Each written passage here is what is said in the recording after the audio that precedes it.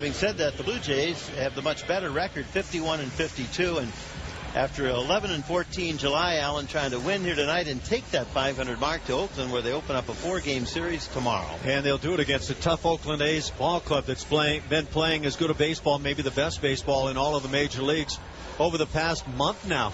And it's a pretty good club, and I think everybody figured you'd come into Seattle, have a chance to get started on the right foot as you embark upon this lengthy road trip, but it hasn't worked out that way. Bevan with his last warm-up pitch, and catcher John Jaso snaps a throw down to the bag at second. Brett Lawrie's going to get a nice hand when he comes up here. Play ball! There's a little play ball from a young lady, probably about 6 or 7 years old, and the next announcement will be for Laurie. And there's a nice hand. His mom and dad are here, family and friends. Brett had a tough night Monday, striking out 4 times. And then yesterday had a 2-run double to account for the Blue Jays' lone runs, losing 7-2. And here he is stepping in here on this Wednesday night on a just plain beautiful evening for a game. Time to play ball as the 6'7" right-hander Blake Bevan into his windup. And his first pitch of the night, fastball. That one is hit into right center field. Coming on Casper Wells. The right fielder makes the catch. 1 pitch, 1 out.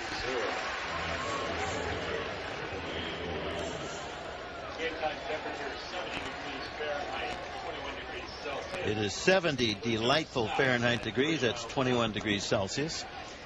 And a pitcher's best friend is a first pitch, not only strike, but out. And that's what Bevan just got. Colby Rasmus comes up here, 0 for his last 10, but in his career against Bevan, 3 for 4, including a home run.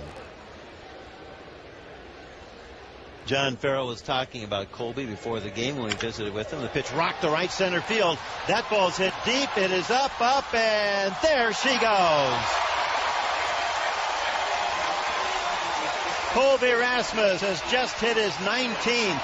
And the Blue Jays are in flight here before their fans standing wearing their blue shirts. It's 1-0 Toronto.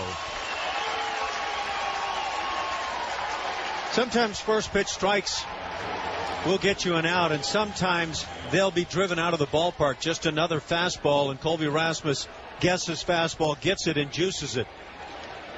The batter, Edwin Encarnacion, he's 3 for 4 against Bevan as well, and 2 home runs. Colby's just hit his second and 5 at-bats against the righty. The first pitch swinging. Edwin fouls it off into his own third base dugout. Well, we were mentioning that we just chatted with John Farrell about Rasmus, who was 0 for his last 10. Not much. But he said now the pitchers have adjusted to Colby up on the plate. They're jamming him with fastballs in on his hands, and he has to make a counter adjustment. Well, he just made one. Edwin takes a strike, 0-2. Well, that said, I've watched Colby get a lot of hittable pitches. He just hasn't been on it. And nature of this game is you have your ups and downs. And I sometimes really think we overthink things in this game about why is this happening. In my opinion, in good part, is the nature of the game. Bevan into his windup. Strike 2 pitch to Edwin. That ball's rocked to left field down the line. Hooking, dropping, foul deep in the left field corner. And Bevan starts the game with 5 pitches, 5 strikes, and he's down 1-0 with Edwin trying to collect an extra base hit himself here. For Bevan, this is his 16th start. 4th since he was recalled from AAA Tacoma. Now, Tacoma's just down the road, very akin to Hamilton and Toronto. And that's where the Mariners have their top farm club. Strike 2 pitch. Slider hit on the ground wide at third to his left to glove at Kyle Seager. A quick throw on to first. 2 away. Batting fourth, second baseman, number 2, Kelly Johnson. One thing about Bevan, and we've seen this here early on with the early pitch count and the ratio of strikes to balls, he's issued just 27 walks in 180 innings in his 30 major league starts. Doesn't strike out a lot of guys, puts the ball in play, and most of the time in the air. Now trying to solve, left-handed hitter Kelly Johnson. Swing and a miss on a fastball down and away. Good sinker. Strike 1. Colby Rasmus lights up the scoreboard here at Pretty Safeco Field in the Great Northwest. And it's 1-0 Blue Jays over the host Mariners. Kelly takes outside. Now the Blue Jays scored first Monday. Rajai Davis with a leadoff home run, but the Mariners won it 4-1. Last night, Dustin Ackley with the first pitch leadoff home run on the Seattle first for a Mariners 1-0 lead. And now second hitter of the game, Rasmus homers, and the Blue Jays are ahead. Johnson, it's a fly ball to center, waiting for it, looking up into a cloudy sky. Michael Saunders, the pride of Victoria, BC, he makes a catch and the inning is over. We go to the bottom of the first inning. Colby Rasmus won. The Mariners coming up. Brought to you by Home Hardware. This is the Blue Jays Radio Network.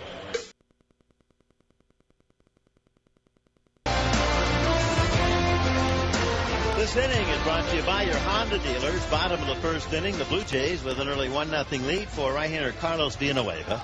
And here is left-hand hitting Dustin Ackley, who had a first pitch yesterday, hit a home run leading off the Mariners game. Fastball down and away at the knees, strike one call. So Villanueva throws a first pitch strike, but unlike Aaron Laffey's last night, which was just up over the plate and pretty much to the heart of the plate, this was a very good fastball, tailor-made. Pitch is up now, and it's popped up at third base, backpedaling Brett Lawrie. Gives way to Yunel Escobar, and the catch is made by Yunel as Lawrie just put his palms up saying, what do I have to do to catch a pop-up at third?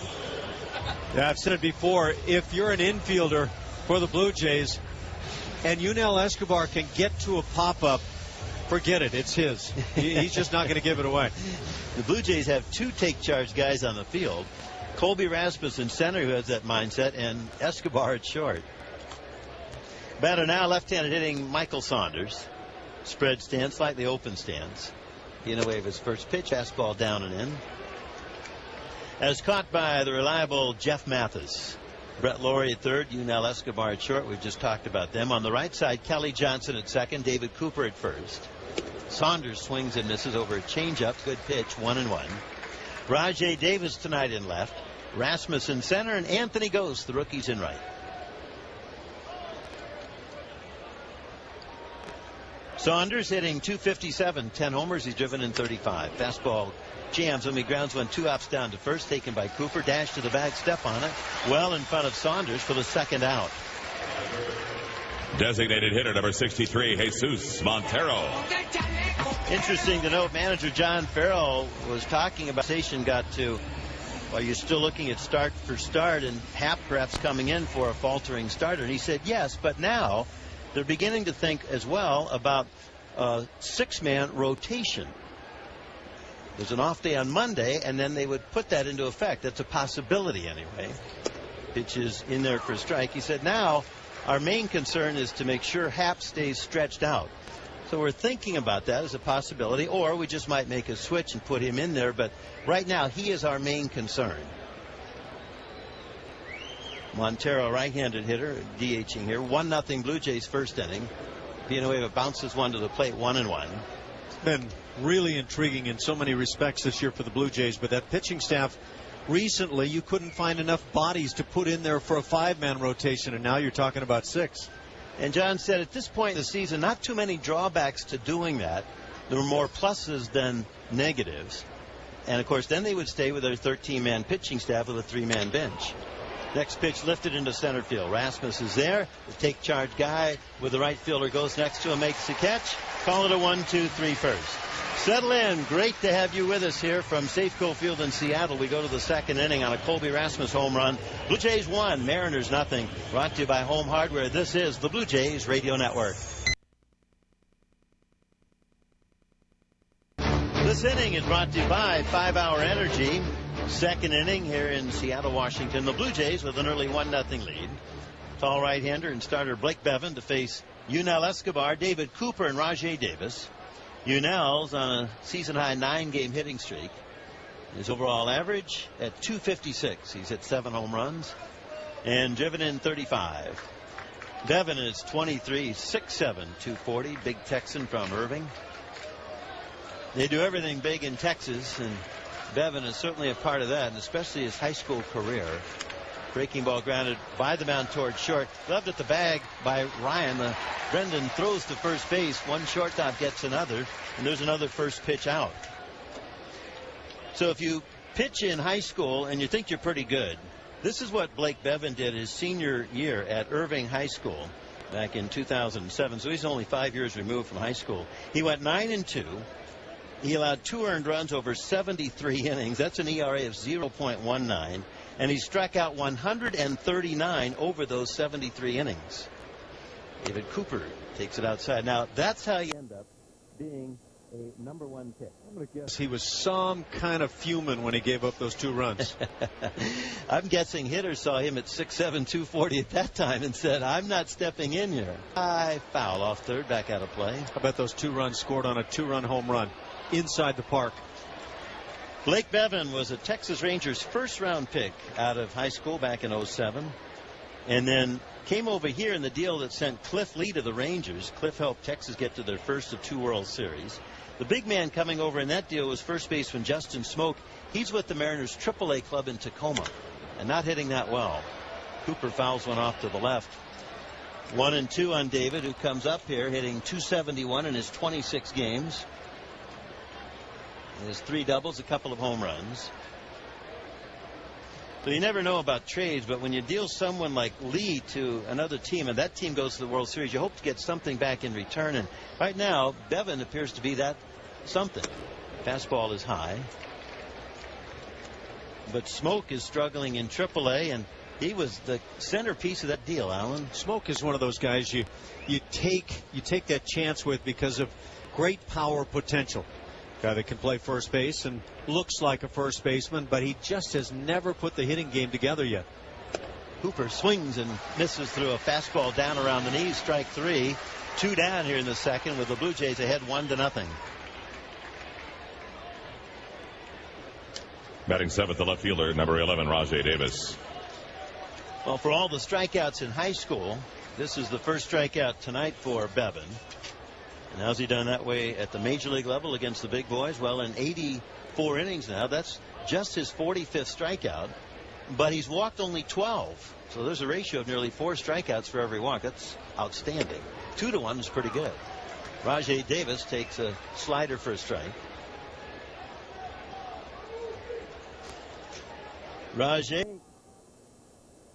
up here hitting .258. Swinging a ground ball hit to third, gloved on the infield grass by Seager. Quick throw to first in time. A 1-2-3 inning for Bevan. He's faced 7 hitters. 1 got away. Colby Rasmus a home run to right center. It's the game's only run. Bottom of the second we go. Mariners coming up. Brought to you by Home Hardware. This is the Blue Jays Radio Network. 24 hours a day, 7 days a week, all year long. Learn more at a betterenergyplan.ca. The Power Workers Union. The people who help keep the lights on. Thanks for listening and enjoy the game. The Home Hardware On Deck Circle is brought to you by Home Hardware, the official home improvement retailer of the Toronto Blue Jays. Homeowners helping homeowners. On a Colby Rasmus home run is 19th with 1 out into the game. The Blue Jays lead the Mariners 1-0. Carlos Villanueva had a 1-2-3 first and now faces left-handed hitting catcher John Jaso, former Tampa Bay Ray. There's a first pitch strike. Jaso with his new club in his second year hitting .281. Always been noted as a pretty good hitter. He's hit 5 home runs, driven in 30. Target by Mathis. Curveball nicely done. Strike 2 called. 73 miles an hour. We'll take a look at that Home Hardware Sportsnet out-of-town scoreboard here for you in this Seattle second. Change-up bounce to the plate.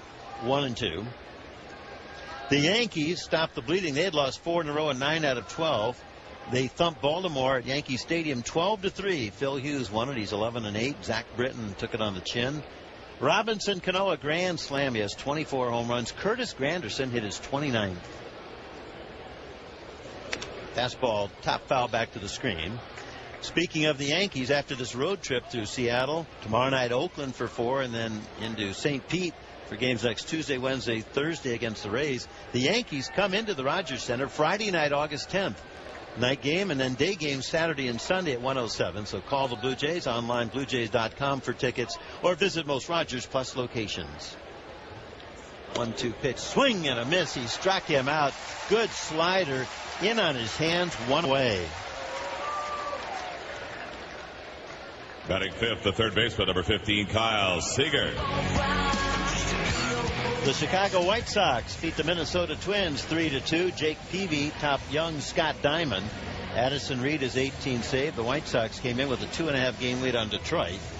And the Tigers are in Boston, 9th inning, and Detroit leads the Red Sox 7-5. The Tigers need a win to stay 2.5 behind the White Sox. Blue Jays 1, Mariners nothing here. Kyle Seager comes up, one of 6 left-handed hitters facing Villanueva. Change-up at the knees for a strike, and Tony Randazzo, the plate umpire, is calling that low strike here early on today. Tampa Bay beat Oakland 4-1. So the Yanks knocked the Orioles back a peg, and Tampa Bay has caught Baltimore for second in the American League East. Each team 6.5 back. A strike called, fastball, and Villanueva had no balls and 2 strikes. Boston, as we said, trailing 7-5 in the 9th inning. The Red Sox are 53-51, and they're a game and a half ahead of the 5th place Blue Jays, who are 51-52. Strike 2 pitch. Golfed into the air into center field. Moving a bit into left center, Colby Rasmus. Rajay Davis peels behind him. Colby makes the catch. And there, Alan, you could see Rajay saying, okay, I know you're the man. I'm getting out of your way. I think we just all have to be glad that Colby doesn't play next to Yunel Escobar in the outfield. Now that would be a battle. And what could lead to a very serious injury would be that little pop-up into center field where Escobar's going back and Colby's coming in. Let's hope it doesn't happen. 2 outs here in the 2nd inning for Villanueva. 5 up and 5 down. Right-handed hitting Casper Wells up. Fastball pumped in there for a strike. Carlos Villanueva, 17 pitches into the game, 14 strikes, only 3 balls, 5 first pitch strikes. He is on top of his game, and he's won his last 4 games. He's held opponents to a .213 average in 62 innings this season. .213. That's 4th best in the American League. Curveball whacked into left center field. Rasmus is there for another one, and he's got it. The inning is over. Hit it off the end of the bat, so it sounded like it was much better hit than it actually was. And for Carlos, 6 up and 6 down. We go to the 3rd and 4th on a beautiful night here in Seattle. Alan to call it for you now. Blue Jays 1, Mariners nothing. Brought to you by Home Hardware. This is the Blue Jays Radio Network.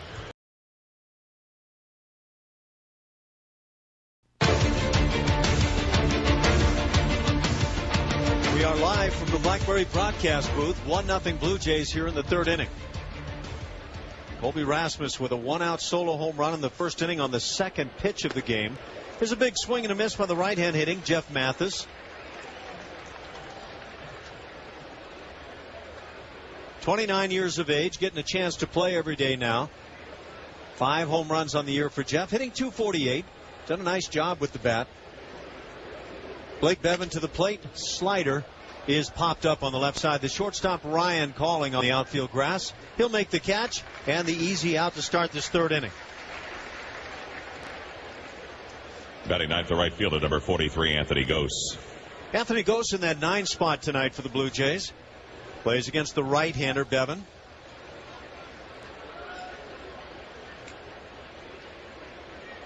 Gose just 21 years of age, and though he's hitting just .179, you can certainly see the tools with this young outfielder. Terrific speed, great throwing arm. Instinct seemed to be there, and he lines a shot to left. On comes Thames and makes a fine catch. A nice reaction in left field by Eric Thames as he comes on, does not dive, but goes to his knees and backhands this line shot. Pretty short stroke by Anthony Gose. Third base. What an introduction to your new team. That's his first play of any nature. He hasn't come to the plate yet. He's hitting 8th. That's not a bad way to get started here in Seattle. Eric Thames has not had the reputation of being a great outfielder. He's been better, I think, than some people would give him credit for, and makes a nice play to start things here for Seattle. Brett Laurie stands in with 2 quick outs here in the 3rd inning. Takes a slider that was hung, but in for a called strike. 0-1 on Brett. Takes the next slider down and away. Reminder, fans, to enter the VTech bottom of the 9th trivia challenge for your chance to win a weekly or win weekly VTech phones plus a trip to next year's spring training in Florida. Get all the details at sportsnet590.ca/VTech. Laurie swings and pops one in the air on the left side. Third baseman and shortstop come together. It's the third baseman, Seager, with the catch. He'll make it on the outfield grass, and a very quick 1-2-3 third inning for the Blue Jays, as Blake Bevan has now retired 8 in a row. We played 2.5. It's 1-0. Jays on top. Our game brought to you by Home Hardware. This is the Blue Jays Radio Network. For years to come. Learn more at abetterenergyplan.ca. The Power Workers Union. The people who help keep the lights on. Thanks for listening and enjoy the game.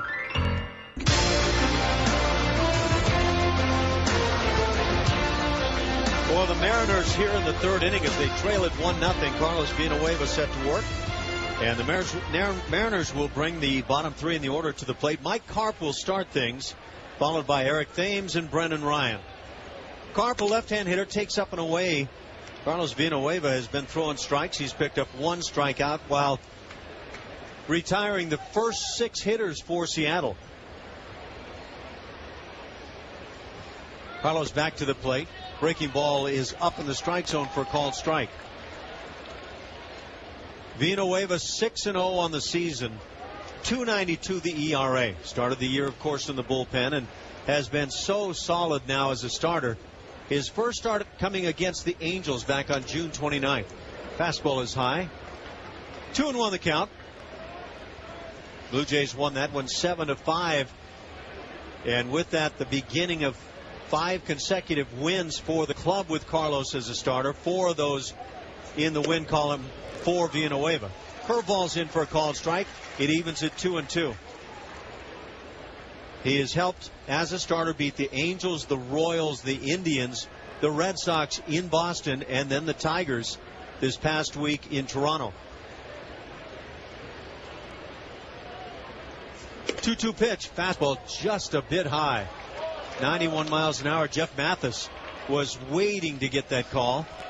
What we've seen is the low strike this evening.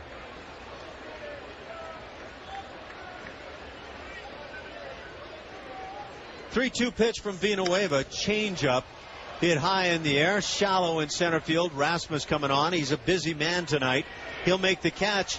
And on the 4th straight ball that's been put in play by the Mariners, it's Rasmus on the other end. Fielder number 10, Eric Thames.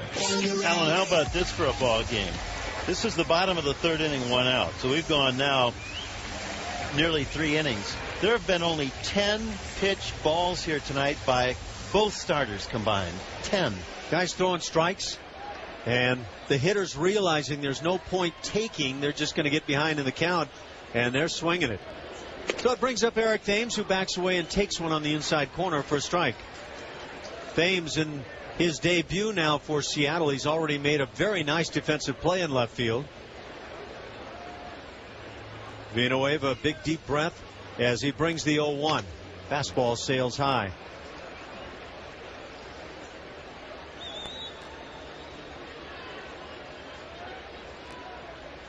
A ball and a strike on former Blue Jay Eric Thames. Started the year with the Blue Jays. Things did not go perfectly, and he was sent to the minor leagues. Grounds one to second base. Kelly Johnson is there to make the play, and so now 8 in a row retired here at the start of play tonight by Carlos Villanueva. 26, Brendan Ryan. Brought to you by 5-Hour Energy Shot. 0 sugar, 4 calorie, small bottle, and big results for Carlos Villanueva. 2 2/3 innings in and just 27 pitches. So he would love to get out of this 3rd inning at 30 or below in terms of that pitch count. 9-hitter is Brendan Ryan, the shortstop. He gets in the box and then steps back. Villanueva's first pitch, a fastball, is fouled back. Good swing by the M shortstop. Ryan has had a tough time with the bat over the course of the season, hitting just .205.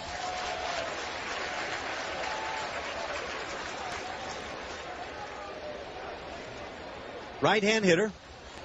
Been swinging the bat well over the past week. Curveball is low. So it's Carlos Villanueva trying to pick up the one win here against Seattle. Blue Jays won 2 of 3 against the Mariners earlier in the season in Toronto. The 1-1 pitch misses down and in. Well, Carlos has already helped toward that end. Monday, the Mariners had scored 3 runs after 2 innings on their way to a 4-1 win. Last night they had scored 4 runs over 2 innings, winning 7-2. No runs over 2 innings tonight. The 2-1 pitch tried to hold his bat back, did Ryan. He goes through with it nonetheless. Not a good swing at all as the count evens at 2-2. And point being, Alan, no matter how you cut it, when you get behind early in a game, your odds are not good at winning. Most teams have that real solid winning percentage when they score first. It's not the end of the ball game by any means. Villanueva to the plate, off speed, got him swinging 80 miles an hour on that changeup, and he has a good one. So another 1-2-3 inning, the third on the night for Carlos Villanueva, and he picks up his second strikeout in the process. To the fourth we go, 1-0 Blue Jays on top. Our game brought to you by Home Hardware. This is the Blue Jays Radio Network. Blue Jays on top 1-0. We go to the fourth inning. Colby Rasmus to lead it off, and he has been the offense on the evening. First pitch swinging, drove a fastball out to right center field. His 19th home run of the year, and that has been the only hit of the ball game, the only base runner, as he takes a strike, starting things here in the fourth inning. So 19 dingers now for Colby, 65 huge RBIs. Blake Bevan to the plate, off speed pitch, a swing and a miss.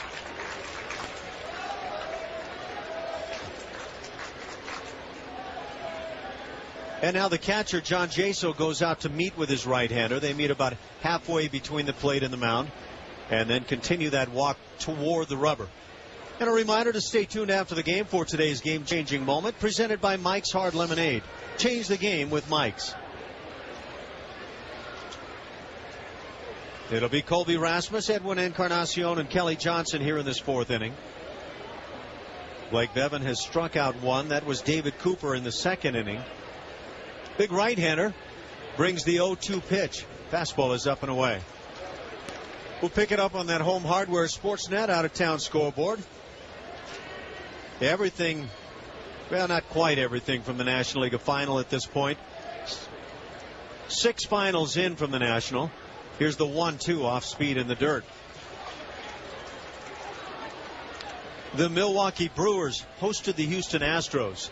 The Astros at 35-70 at the start of play, and 10-42 on the road. Make that 10-43. We don't want to shortchange them. Here's the 2-2 pitch. Curveball, grounded foul, first base side. So one way or the other, it's been miserable for the Astros, and it continues that way. 13-4, the Brewers win over Houston. Brett Wallace hit a pair of home runs for the Astros, former very briefly Blue Jay. 4 home runs on the year. There's a line shot past the second baseman Ackley into right field, a base hit. Big turn at first base by Colby. He'll hold on with a single as he starts things here in the fourth inning. Designated hitter number 10, Edwin Encarnacion. You can't crowd the plate any more than Rasmus, and he picked out an inside pitch and got it all. He's very quick on the inside, and that enables him to come up on the plate, and he's adept at altering that swing a bit when he gets a pitch away, and we occasionally see him hit that ball the other way. So Rasmus with his speed at first base. It brings up Edwin Encarnacion. Edwin grounded out to third base in the first inning. Bevan to the plate with a slider down and away. In that Milwaukee win, they got home runs, 4 of them. Cesar Izturis, Ryan Braun, his 29th, Jonathan Lucroy, and Ricky Weeks. 1 ball, no strikes. Bevan quickly spins and throws to first base. That drives Rasmus back standing. The Pirates were winners in Chicago over the Cubs. 8-4 the final there as Jeff Karstens wins his 4th on the year. 33,000 at Wrigley Field. Not quite that sellout that they generally have. Here's the 1-0 pitch. Fastball in there for a strike. Pirates got home runs out of Michael McHenry, his 10th. Starling Marte, his 2nd. And Travis Snyder was 2 for 5 in that ball game. Home runs for the Cubbies. Wellington Castillo and Starlin Castro. A ball and a strike. Bevan comes set. And the pitch, Edwin grounds to third. Could be 2. Seager to Ackley. And back to Karp, and they get the double play. So despite the leadoff hit, 2 outs here in the 4th inning. First double play turned on the evening by either side. What a great turn of that double play by second baseman Dustin Ackley because of the slide. Colby Rasmus went in hard. He was right there and helped to upend him. Looked like Ackley had a bit of a knack of not moving himself into that play, but allowed himself to back off just a bit and bought a little space. So the ground ball induces the double play. It brings up Kelly Johnson 0 for 1 with a fly out to center field. Kelly takes up and away. The Arizona Diamondbacks are winners over the Dodgers in L.A. 4-0 on that one. Bevan. Big right-hander rocks to the wind. And the 1-0 to Johnson, hit in the air and deep toward left center field. Long run for Saunders on the move at the track, at the wall. It's gone. Kelly Johnson goes long ball left center field. And that's a swing that we saw early on in the year for Kelly. And now he repeats it in this very tough ballpark for home runs. Home run number 12 for Kelly Johnson. It's 2-0 Blue Jays. The shortstop, number 5, Yordan Escobar. You are so right. You hit one here, you've earned it. And that was a pitch going down and away, and Kelly stayed right on it. So Kelly had a long dry spell with the long ball. And now starting to loosen it up a little bit. Again, his 12th dinger on the year. It brings up Yunel Escobar as he takes a slider down and away. Blue Jays with 3 hits, 2 of them home runs. Colby Rasmus and Kelly Johnson each solo jobs as they lead it 2-0. And Carlos Villanueva has been up to the task this evening. 1-0 pitch, a swing and a miss on a slider. The Diamondbacks got a couple of home runs in that win over the Dodgers. Chris Johnson, number 10, and Miguel Montero, his 13th. Philadelphia wins one at Washington, 3-2 over the Nationals. Nate Schuholtz and Jimmy Rollins with home runs. A pair for Rollins, and now 12 on the year. Fastball left up is popped up back of second base, backing onto the outfield grass, and now calling off his shortstop is Ackley. So the second baseman makes the play as Escobar pops out. That'll do it for the Blue Jays in the 4th inning. They pick up a big run on 2 hits as Kelly Johnson slams his 12th on the year. We go to the bottom of the 4th, 2-0 Blue Jays on top of the Mariners. Our game brought to you by Home Hardware. This is the Blue Jays Radio Network. More at a betterenergyplan.ca. The Power Workers Union. The people who help keep the lights on. Thanks, and enjoy the game.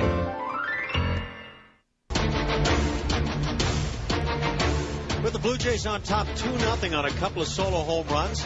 We start the bottom of the 4th inning. Top of the order, Dustin Ackley stands in and takes a good curveball from Villanueva for a called strike.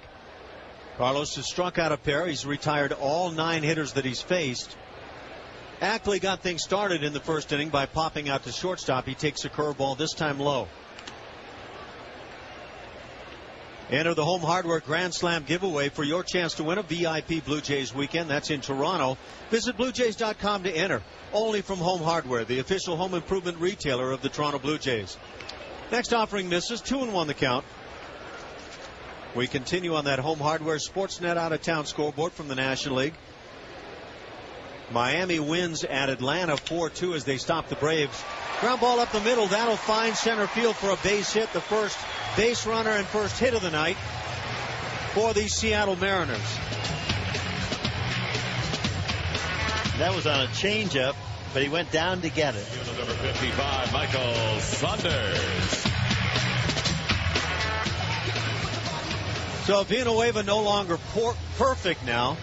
Leadoff single in the 4th inning. It brings up Michael Saunders, who's 0 for 1 on the night, grounded out to David Cooper at first base in the 1st inning.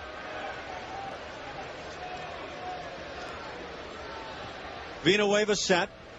Cooper holding the runner at first base. Carlos to the plate with a fastball down and in.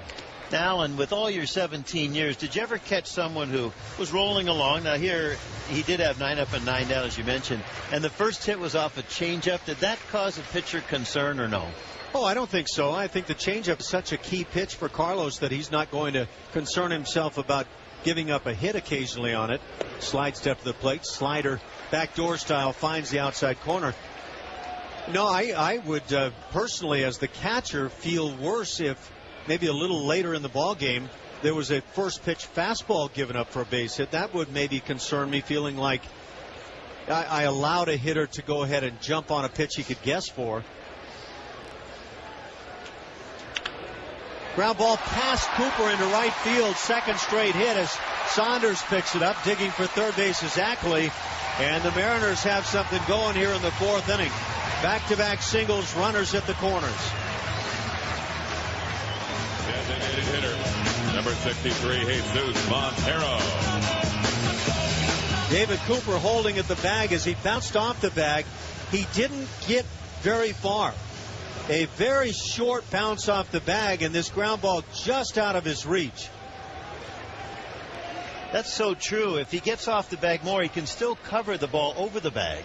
You like to see your first baseman, unless the defensive alignment says play him very near the line, you'd like to see him make a good hop, maybe even a couple off the bag.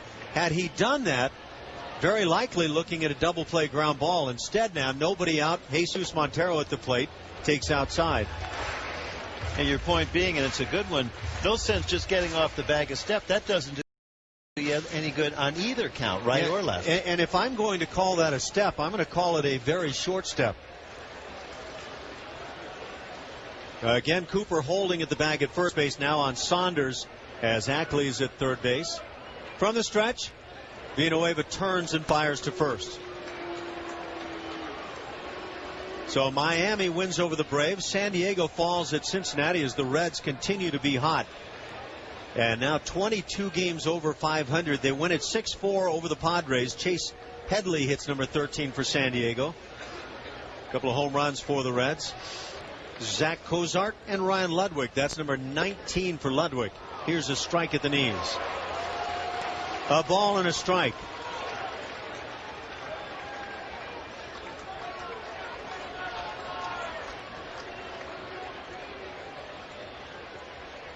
A couple other games from the National League. St. Louis is at Colorado.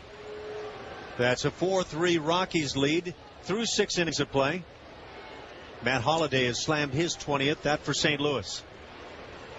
The 1-1 pitch hit on the ground. Should be 2 right at Kelly Johnson. He'll flip to Escobar, back to Cooper as they get the double play. And the run scores in the person of Dustin Ackley to make it 2-1 Blue Jays here in the fourth inning. Catcher, number 27, John Jaso. And as it turns out on this very routine double play, another not very good throw by Yunel Escobar. Low and a bit on the right field side, but still plenty good enough as they get Montero by plenty at first base. So 2 down, the base is empty, and a run in.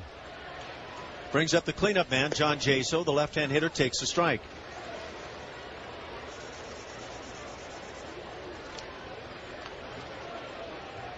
So that sharply hit ground ball set up perfectly for the double play, but handled beautifully by Kelly Johnson. Pitch is grounded foul, first base side. 0-2 the count. But the word dependable for Kelly Johnson. Yeah, he's been that. He's done a very fine job defensively. He's had his ups and downs with the bat. Hits a big home run and hits it to left center field in this ballpark in Seattle at nighttime, and that's flexing the muscles. No RBI for Montero on that ground out into the double play. The 0-2 pitch from Villanueva, swung on and missed. Down on strikes is Jaso, second time on the night, and that'll do it for the Mariners in the fourth inning. But they finally get a base runner, in fact a pair, as they finally get on the board. To the fifth we go. Jerry back to the mic. It's a 2-1 Blue Jays lead. Our game brought to you by Home Hardware. This is the Blue Jays Radio Network.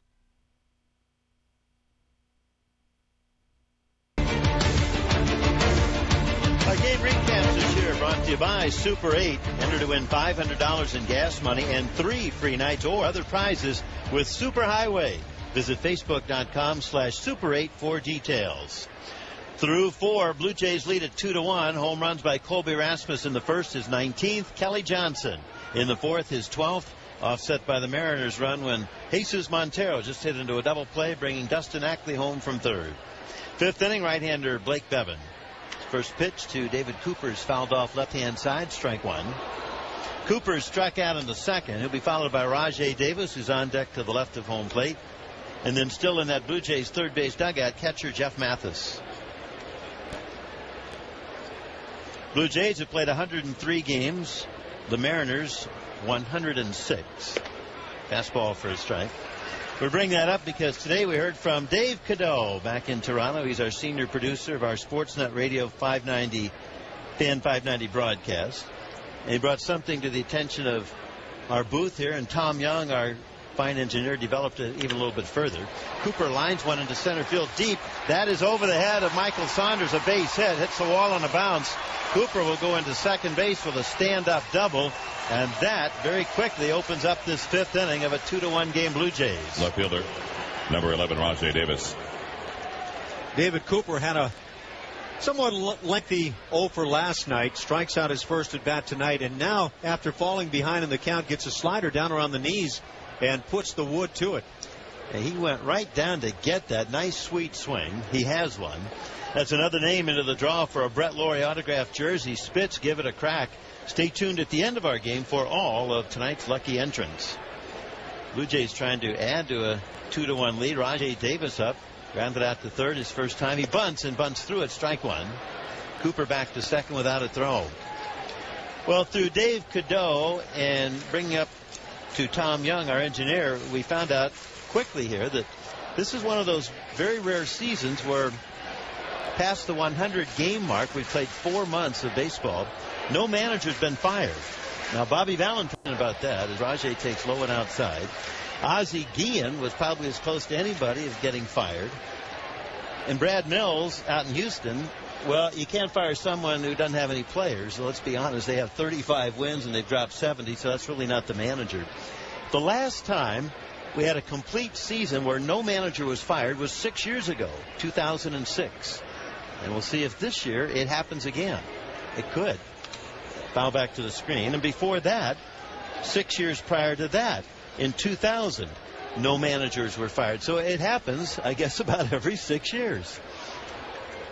Yeah, it would be nice to actually see that happen again this year. I just have a sense that Brad Mills probably is not buying groceries too far down the line right now in Houston. That's a very sad situation out there. 10 wins on the road. 10-43 for Houston away from Minute Maid Park. Davis takes inside. And the Astros at home, surprisingly, 25-27. They're almost a 500 club. Now, how do you go nearly 500 at home and you win 10 games on the road? It's a hard one to explain. How do you go one way or the other? 10-43 while playing on the road makes no sense.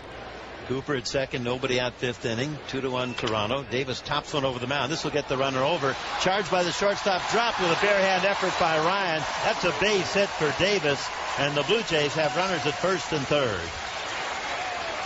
The catcher, number 6, Jeff Mathis.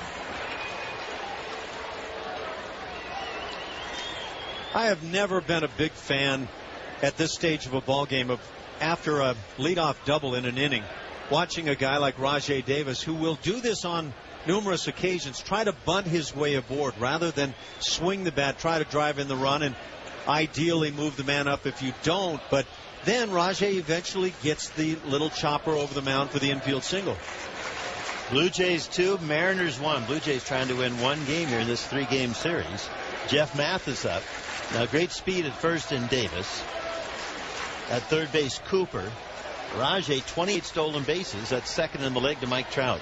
Mathis up here. He popped to short his first time up. Blevin, the right-hander, ready. A bluff to third. A look at first. No action. Trout has stolen 31 bases with the Angels. Davis second with his 28.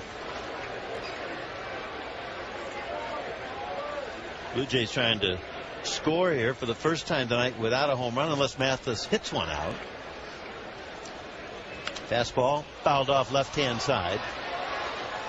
Last year, if you're wondering, the season went 63 games in for A's manager Bob Guerin, and he was fired. Back in 2002, the Tigers fired Phil Garner 6 games in. So those are kind of your benchmarks regarding going through a season and having a manager fired. But as we said, this year, none to this point. And Gar must have had a bad week, huh? That is a bad week. Ouch. Runners lead. Now Bevan steps off the rubber. Yeah, I can see in the NFL after going 0-6, you might be on the hot seat a bit, but a little early in this game. And Phil, of course, had some great years with Houston, helping them get to the World Series. Bevan set, nobody out. There goes Davis. The pitch hit into deep center field. Back goes Michael Saunders, still going back at the track. Backpedals, makes the catch on the track. Cooper tags, he scores. Rajay was up to second, comes back to first, and the Blue Jays soar out in front 3-1 on a very fine plate appearance by Jeff Mathis. You know what? He took some really good aggressive swings. At times what I see him doing is trying to keep his head down on the baseball right through the swing, and he did that beautifully. Now with one out, Davis a definite threat to try and steal. He took off there on that last pitch, but it was up, so Mathis took full advantage of it with the sacrifice fly in the books. Here's Anthony Gose, left-handed hitter. He lined one to left field, and a charging Eric Thames caught it. Davis dives back to first to throw over from Bevan.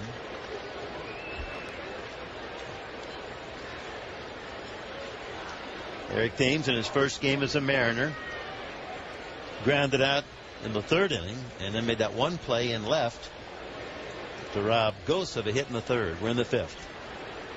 Davis does not go. The pitch bunted up along first. Beautifully done. And sliding into it is Bevan. He's got no play. A drag bunt hit for Gose up along first. Moves Davis to second. And now let the track meet begin with those two on.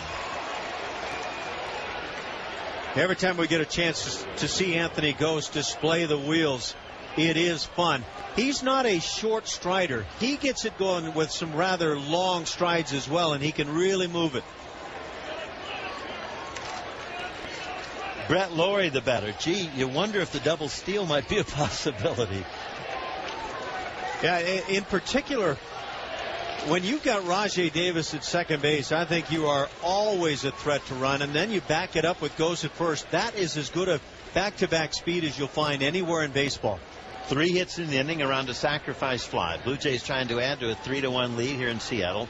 Brett up here 0 for 2. He's fired out and popped up. Runners do not go. Breaking ball lifted foul off to the right, back into the crowd. In fact, I think that duo would line up very well in one of the sprints at the Olympics this summer. Yes, it would. Brett comes up here. He's had 1 hit in the series that meant something. It was a 2-run double yesterday. In the 8th inning, he did end up singling to right. He went 2 for 4. But the one impact swing was last night. He's trying to have another one here. Mariners won 7-2 last night. The only runs driven in on that one swing by Brett. Seattle won 4-1 here on Monday night. Throw it to second. Back in is Davis. Waiting for the throw with second baseman Dustin Ackley. He was almost standing on the bag. Like what Eric Wedge, the skipper of the Mariners, does with his infield right there. He's got his second baseman playing right at or near the bag and making it in essence like a first base scenario with that shorter lead. That's what they had now. Davis with a huge jump at second again, even with Ackley at the bag. Brett hits a foul off to the first base side once again, 0-2. Yeah, I just have never been one that likes giving up the stolen bases so that you can allegedly be in the right defensive position. Nobody knows where the right defensive position is, and I'll cut down those running games anytime given the opportunity. And for Brett, who's had a very adept inside-out swing hitting balls to right, he's got a wide open right side to shoot for, even with an 0-2 count. We'll see what he does. Ackley holds on the runner. Pitch on the way. Hit the right field, but shallow. Coming on for it, Casper Wells. Runners go halfway. Wells makes the catch. 2 away. You could see Brett there trying to go to right field that entire sequence. And he's got such a great right field stroke. I think that's ideal for Brett with that hole on the right side. What he did this time was he kind of looped the swing and wound up with that lazy fly ball. Just a reminder, Summer Fan Fridays are presented by Schneider's Grillums. The next one Friday, August the 10th, Yankees in for a 7:07 start. Come down early and enjoy the pregame festivities happening outside Gate 10 starting at 4:30 in the afternoon. Licensed area, live music, fun, interactive games. A Summer Fan Friday coming up on the 10th. First pitch to Colby Rasmus in for a strike.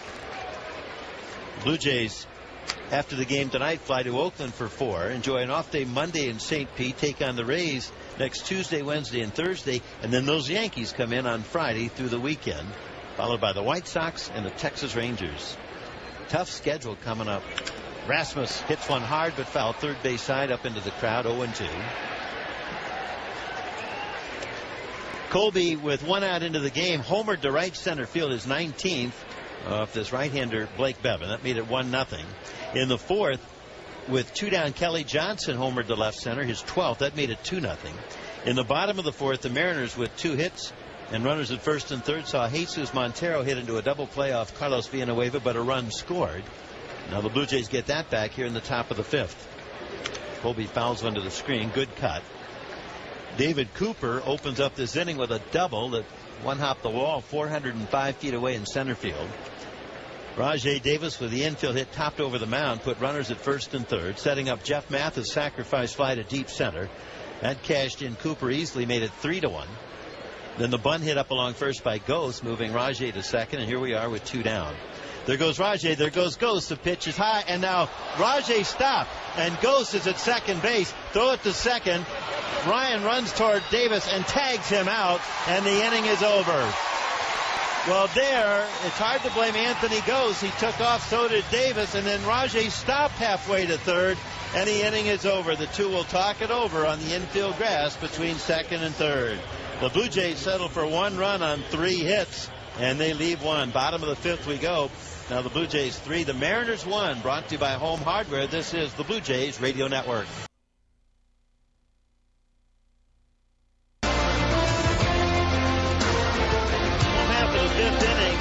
Lead the Mariners 3-1. Right-hander Carlos Villanueva comes in with a first pitch strike. The left-handed hitting third baseman Kyle Seager. Seager flied out to center field his first time up. Want to go back to how the top of this fifth inning ended. Seager swings and misses to a fastball, 0-2. As Davis broke for third and Anthony Ghost saw that and broke for second, Rajai stopped. And during the play, he looked at Ghost and Rajai tapped his chest saying, "My bad. My bad." So the upshot of it all, Rajai stopped for some reason, and they threw down to second to the shortstop Brendan Ryan, who then ran Rajai to third and tagged him out. Well, Rajai stopped because he didn't feel like he had a good jump, and I didn't feel like he did either. But when you start on that front side, it tends to drag the backside guy in with you. It's like 2-pitch foul back. But I'll say this for Anthony Ghost, and you can't overly fault him there, but as a backside runner, you better have your head up. You better be looking. Anthony just kept going. He was unaware that Rajai had stopped. And you have to be able to kind of size that up. What you're seeing, too, kids. We saw this yesterday with Moises Sierra. Strike 2 pitches, fouled off third base side. There, yes, you want Anthony Ghost to keep his head up and do everything properly, but the game is so fast for him. He's about a week and a half into the game. He's 21. And same for Moises yesterday, running through Brian Butterfield's stop sign at third. He never saw. He just, the game was his major league debut, and it's going to happen with kids like that. Learning the game and then learning from their mistakes and getting better. Strike 2 pitch, swing and a miss. He struck him out. Mathis tags out the hitter in the box, Seager. 1 down. Right fielder, number 33, Casper Wells.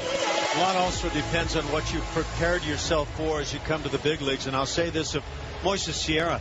He has prepared himself very well as an outfielder. Some of the things that we saw last night, in particular the throws with his very good arm, but down cuttable throws, and I really liked what I saw from him. Blue Jays lead Seattle 3-1, fifth inning. Casper Wells up, right-handed hitter, takes a strike. All of that said, as the backside runner Anthony Ghost there, you don't anticipate that lead runner is going to stop after he starts, and just one of those tough plays. Especially Rajai Davis. He's a runaway freight train. That's the first time I think I can recall him stopping on his way to third. A strike called at the knees, and Casper didn't like it. I think all the hitters have to be aware tonight that the low strike is in play. This has been a quick-moving game in great part because of that from umpire Tony Randazzo. He is tonight a pitcher's umpire. He's in his 14th year. He's 47, out of Chicago. And Tony was the one hit the other day on the infield with that line drive. Swing and a miss. Villanueva with a slider to strike out Wells. That's 5 strikeouts tonight for Carlos. First baseman number 20, Mike Carp. Be sure and enter the VTech bottom of the ninth trivia challenge for your chance to win weekly VTech phones plus a trip to next year's spring training in Dunedin, Florida. Get all the details at sportsnet590.ca/VTech. Villanueva rolling along. Nick for a run in the 4th inning. That's it. A couple of ground ball singles put runners at 1st and 3rd. He misses outside here to left-handed hitting Mike Carp. Then Jesus Montero hit another ground ball into a double play, but Dustin Ackley scored, and then John Jaso struck out. That's the only run here over 4 2/3 against Villanueva, with the Blue Jays having scored 3 on 6 hits. Fastball strike outside corner, took something off the pitch, and then gets back in the count 1-1. Carlos has thrown just 55 pitches, 41 strikes, 14 balls.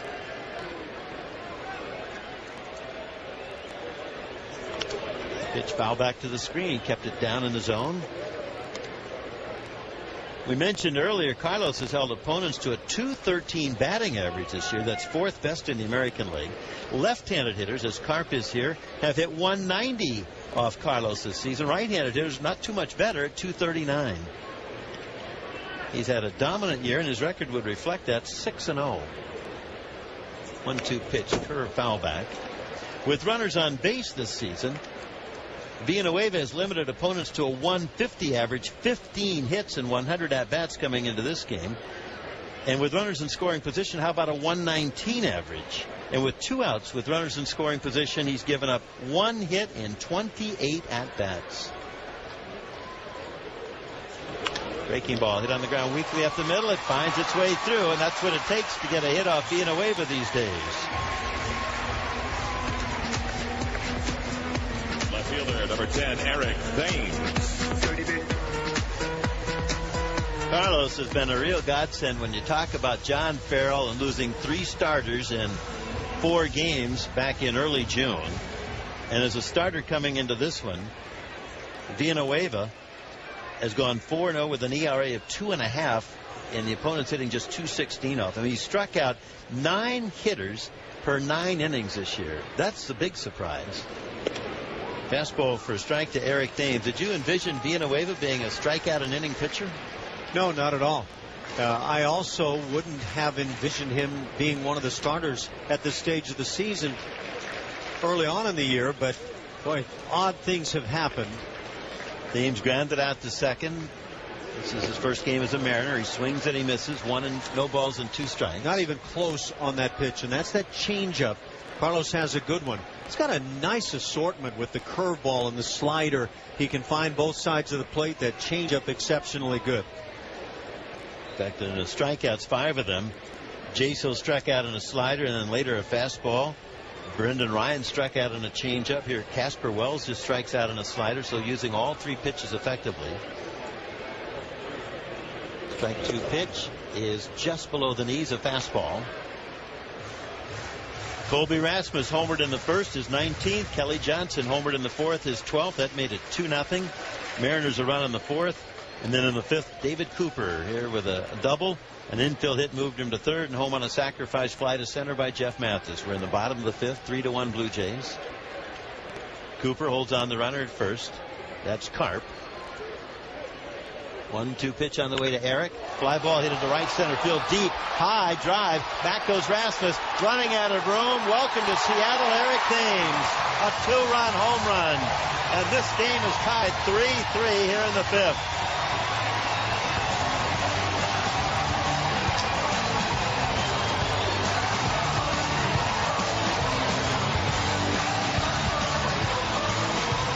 Well, that'll loosen things up with your new teammates.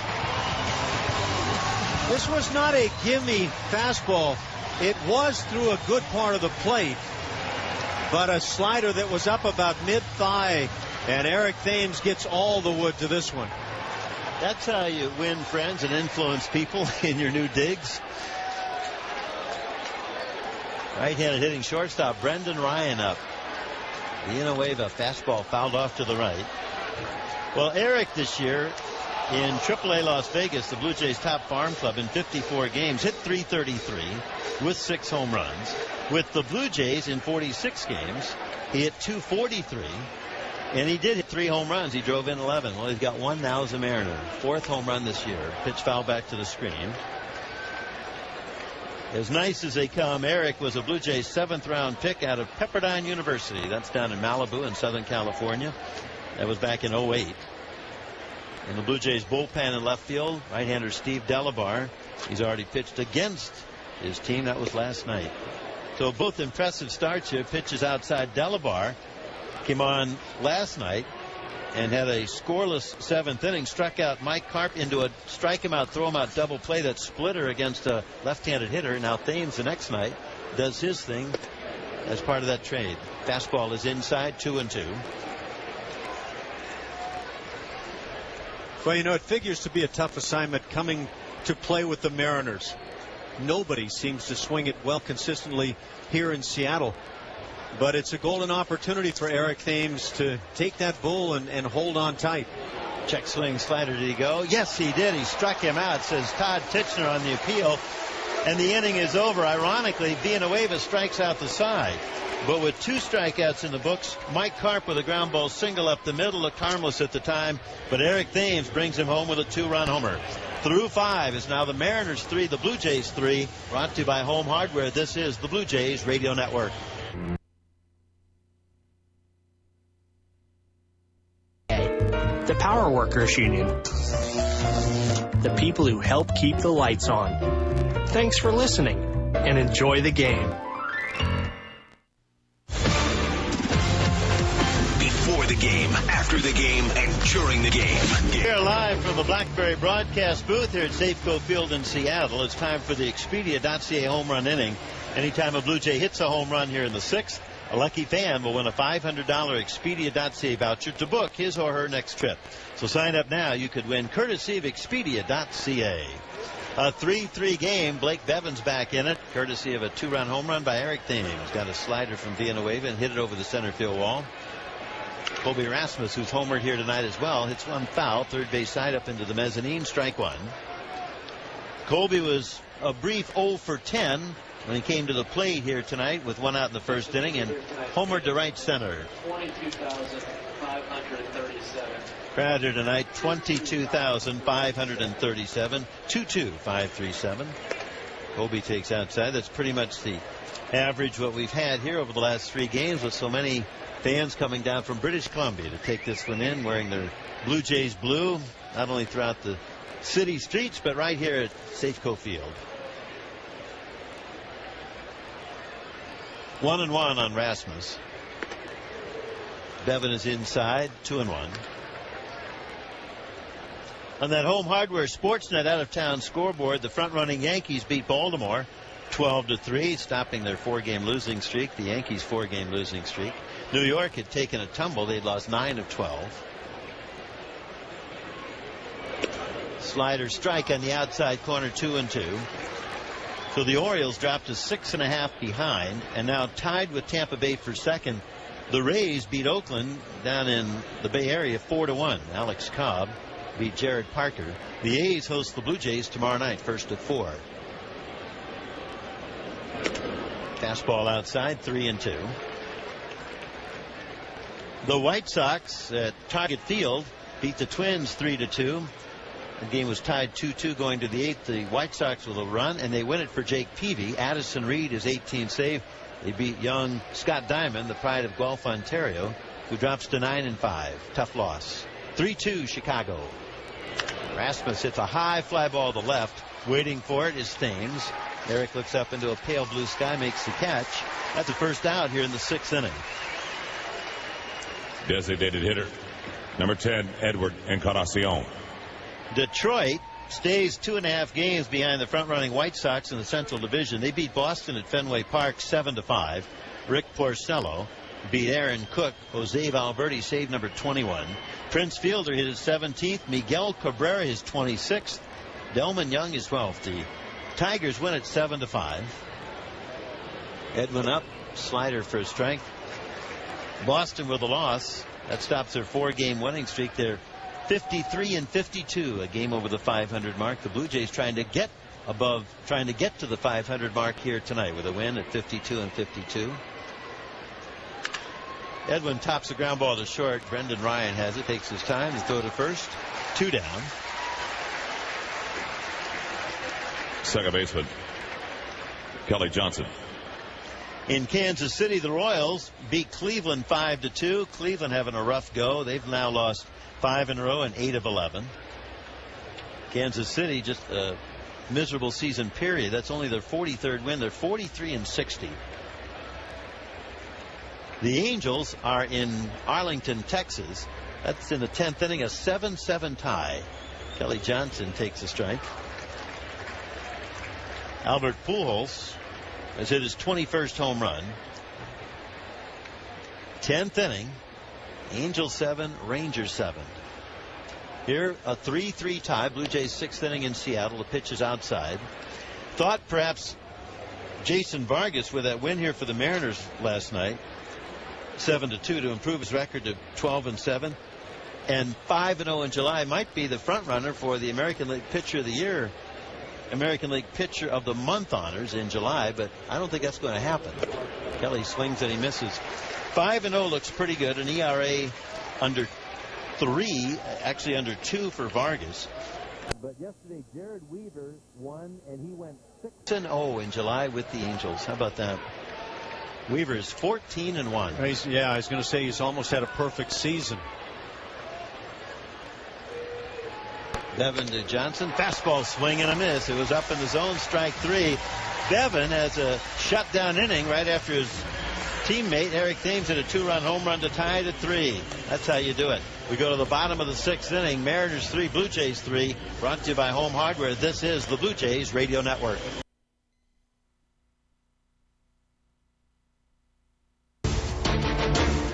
Bottom of the 6th inning. The Blue Jays and Mariners deadlocked at 3. Carlos Villanueva with a first pitch strike. The leadoff hitting second baseman Dustin Ackley for the Mariners.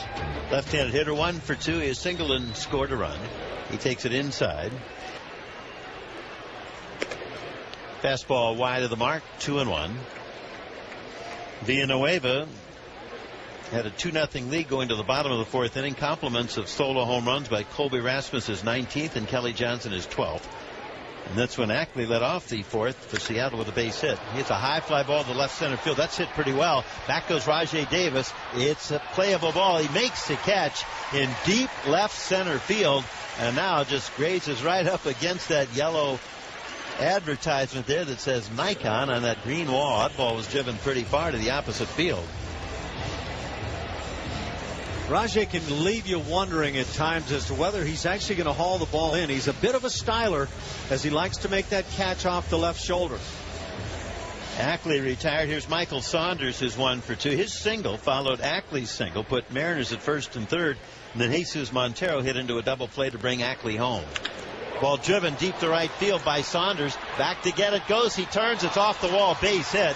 Anthony Fields throws back to the infield. Saunders tiptoes in with a double, and you could see the white mark on the green padded wall. That just missed going out by about 2 feet. I think Carlos has to feel rather fortunate this ball stayed in the yard, because this was belt buckle, middle of the plate, and it was juiced. Now the go-ahead run at second base here in the bottom of the 6th inning. Mariners with their 5th hit. Blue Jays have out-hit Seattle 6-5, each club with 3 runs. Jeff Mathis, a sacrifice fly to bring home a David Cooper double from third in the 5th. That made it 3-1, but Eric Thames has just hit a 2-run home run to center field with a Mike Karp single on in the bottom of the 5th inning to tie it at 3. Here we are in the bottom of the 6th. Montero up, right-handed hitter, DHing. He is flied out and hit into a double play. Slider swung on and missed. Good off-speed pitch there by Villanueva. 0-1. Carlos at 73 pitches, 54 strikes, only 19 balls. Pitch count updates this year brought to you by 5 Hour Energy Shot. 0 sugar, 4 calories, small bottle, big results. 1 out. Saunders at second base. Carlos sets the glove at the waist. Comes in low. A snap throw to second by Mathis. On a bounce, taken by second baseman Kelly Johnson. And Kelly almost deking there that the ball got by him. He was hopeful that Saunders might break for third and Kelly would sneak in right behind him. Jeff Mathis quite fortunate this ball didn't wind up in center field. Nice handling of that poor throw by Kelly Johnson. Villanueva facing the third hitter in Eric Wedge's lineup. Swing and a miss. Nice changeup. 1 ball and 2 strikes.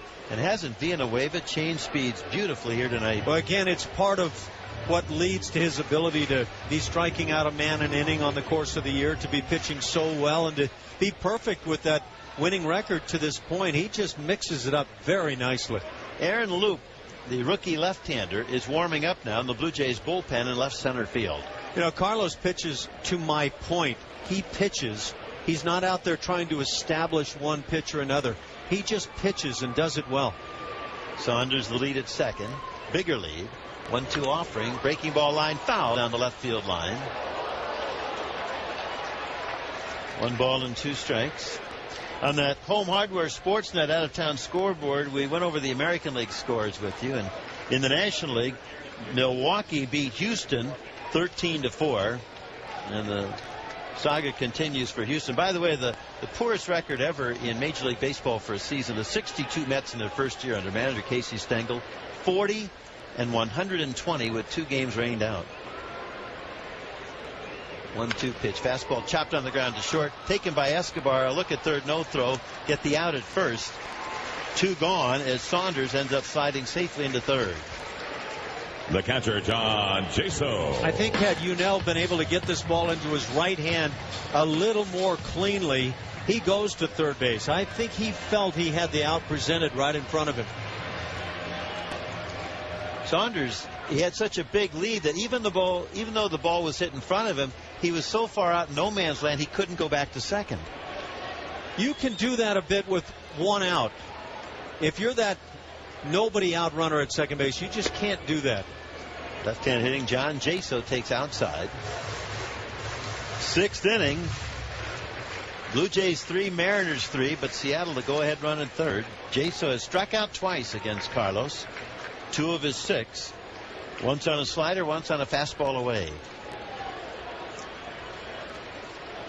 Out of the stretch. Fastball. That one's lined to center field, a base hit.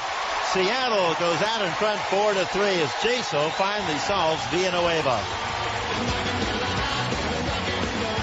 Well, bet you Unell Escobar is really second guessing that play. Did he have an out at third base? I think he made the wise play, generally speaking. You get that sure thing second out, but boy, when you can run it through your head and think, well, if there's a base hit that follows, and that's exactly what happens, and that puts the Blue Jays behind. Kyle Seager up, left-handed hitter. There are 6 in Eric Wedge's lineup tonight against the right-hander Villanueva. Seager has flied out, and he is struck out.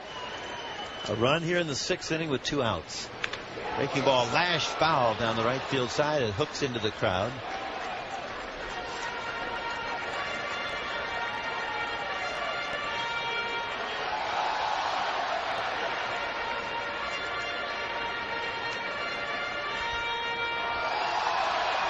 Pittsburgh beat the Cubs 8-4 at Wrigley Field.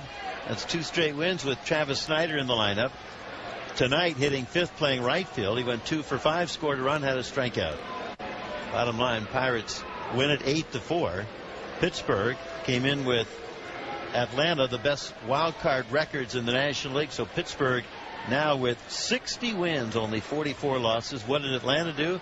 They lost at home to Miami. Well, the Pirates, now your number 1 wild card team, a game better than the number 2 team, Atlanta. Strike one pitch. Fastball belted up the gap into right center field. Base hit.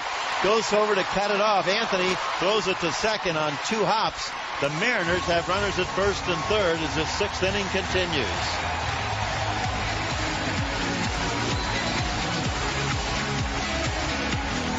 I know the Mariners have not had a great season, but this is a little better ball club than I think most of us anticipated coming in here.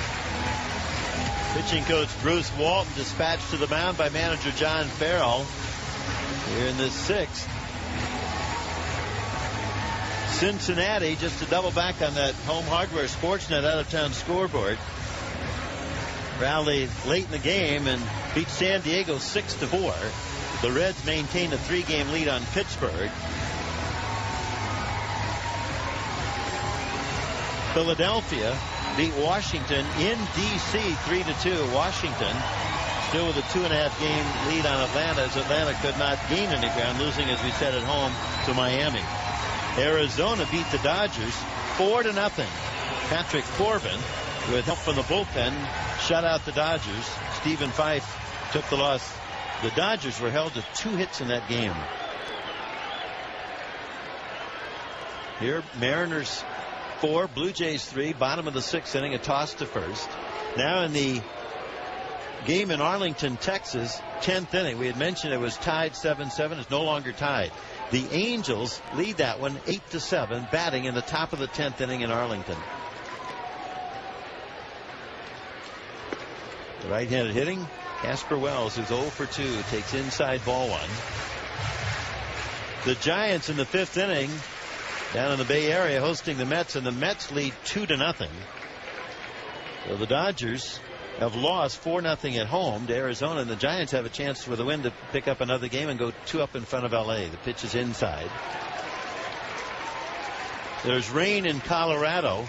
The Cardinals lead the Rockies 6-5, and they're waiting to resume play in the bottom of the 7th inning. Matt Holliday, a couple of home runs. He has 21 now for the Cardinals.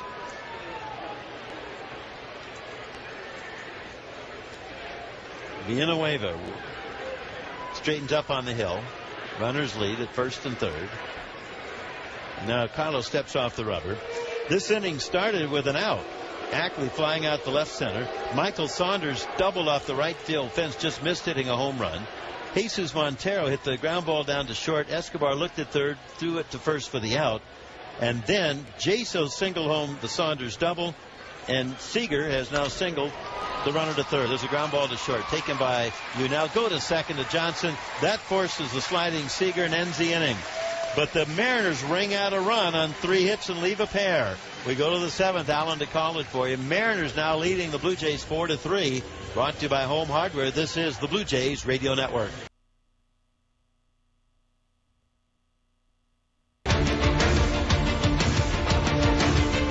We go to the 7th inning with Mariners now on top 4-3 for the Blue Jays against right-hander Blake Bevan. 5, 6, 7 coming up. Yunel Escobar leads it off, followed by David Cooper and Rajay Davis. This inning is brought to you by Spitz, the official sunflower seed and salty snack of the Toronto Blue Jays. Escobar 0 for 2 on the game. He's grounded out and popped out, and then involved in an interesting play in the previous half inning, that bottom of the 6th for Seattle, as he took a ground ball hit by Jesus Montero. Had that runner Michael Saunders at second base moving toward third. Chose to get that sure thing second out at first base. Saunders moved into third base and then eventually scored on the base hit by John Jaso. And that's the run that puts Seattle ahead. First pitch is a curveball in for a called strike. Bevan back to the plate with a fastball right at the knees outside corner, and it's quickly 0-2. Got a Blue Jays Cap Day coming up. That's Sunday, August 12th. Blue Jays hosting the Yankees. A 1:07 start. The first 20,000 fans will receive a Blue Jays hat. Make your plans to join us at the Rogers Center by calling 416-341-1234 or do it online at bluejays.com. Escobar steps back.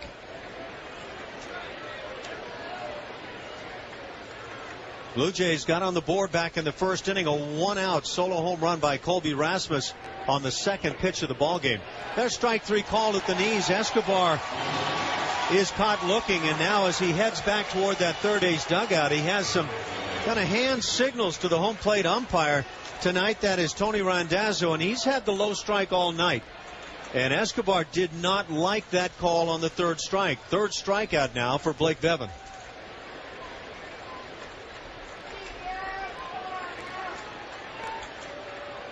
It'll bring up David Cooper, who laced a double to center field his last at bat. He takes a breaking ball for a called strike.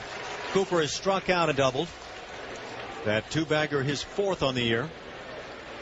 Line shot that carried to center field over the head of Michael Saunders, who can go get it. Bevan with the 0-1 pitch. Change-up line, but right at the second baseman, Ackley, who goes up just a bit to haul it in. So Cooper hits in tough luck here in the seventh inning, lining out to second base. That's two down and brings up Rajai Davis. Rajai Davis. Would have to say, from up here anyway, it certainly looks like Tony Randazzo has called a very good game. He's been consistent with his strike zone. It's been a quick-paced game. And if there's been a borderline pitch, he's gone up with the fist. You know what? I'm in complete agreement. I like that bottom of the knee strike, and he's been with that all night.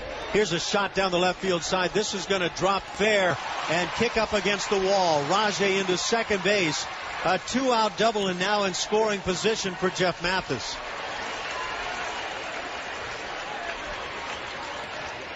The catcher, Jeff Mathis. Yeah, I would rather see umpires call that close pitch a consistent strike than leave pitchers who are trying to make that tight pitch all night long, leave them out there having to eventually come through the heart of the plate.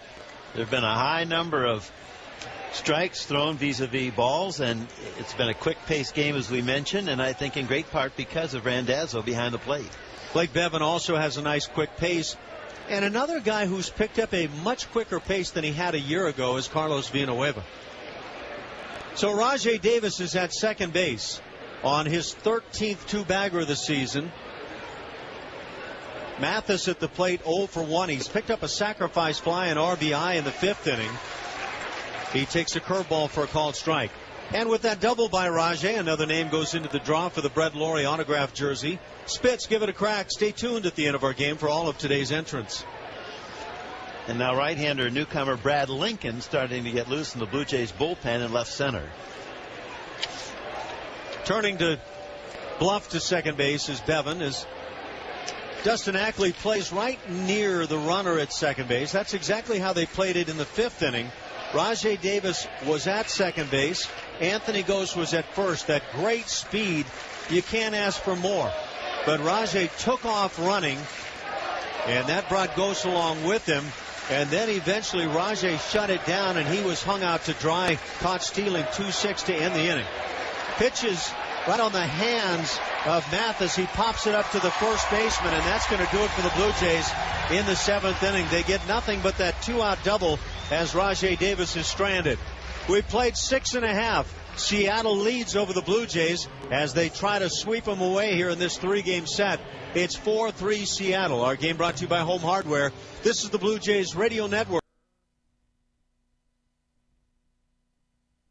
BetterEnergyPlan.ca. The Power Workers Union. The people who help keep the lights on. Thanks, and enjoy the game.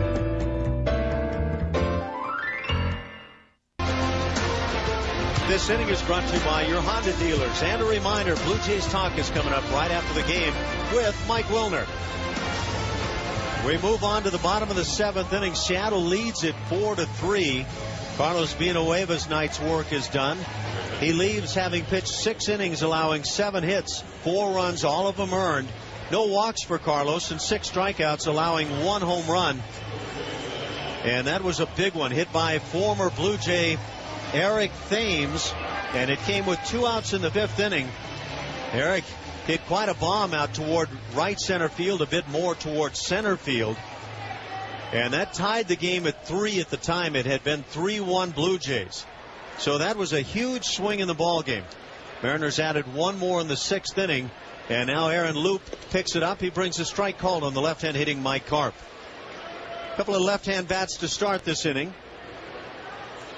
Blue Jays have a right-hander loosening in their pen and left. Loop back to the plate. The 0-1 pitch is outside. Villanueva, 6 innings pitched, 7 hits, 4 runs, 4 earned runs, 6 strikeouts, 1 home. So Loop brings the 1-1 pitch. Little half swing. Did he go through? Certainly appeared that he did, and they finally appeal to third base, and the thumb goes up. So a ball and 2 strikes now as Mike Karp leads off here in the 7th inning. Brandon Lyon is the right-hander loosening in the pen for the Blue Jays. I believe. Slider grounded to the right side. 3 hops for Kelly Johnson. He'll make the play on to first, and the first out of the inning. Eric Thames. It is Brad Lincoln instead as the right-hander throwing in that pen. You not only need a program around here with the Blue Jays and all the new faces, but getting to know the body styles going to take a little bit of time. Eric Thames stands in 1 for 2, and what a big swing that was in the 5th inning as the first pitch misses down and away, kicks away from the catcher Jeff Mathis. Sure was, Alan, and especially in this ballpark too, which is not very conducive to hitting home runs. Thames with 4 home runs on his season. Luke brings it to the plate, pitch it on the ground, foul first base side, a ball and a strike. And Eric Thames pretty popular with his new teammates here in Seattle, and that big smile certainly is a game changer in terms of getting to know your teammates and having them comfortable with you. Eric, one of the really nice guys. The 1-1 pitch, slider is outside. 3 runs, 7 hits for the Blue Jays, 4 runs, 7 hits for the Mariners. Mariners picking up wins in the first 2 games of the series.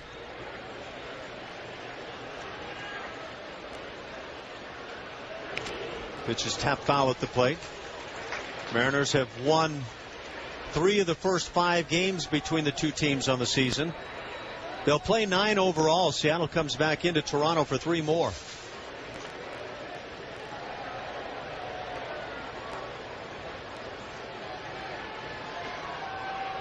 Two balls, 2 strikes. Aaron Loop works it to the plate, drops down and brings that slinging fastball down and away. That'll fill it. With those 4 runs allowed tonight in 6 innings for Carlos Villanueva, the ERA up over the 3 mark now at 3.19, but he pitched well. As he leaves, he stands to lose it. 3-2 pitch, grounded again, foul first base side. So Eric Thames hanging in against that very tough angle created by Aaron Loop.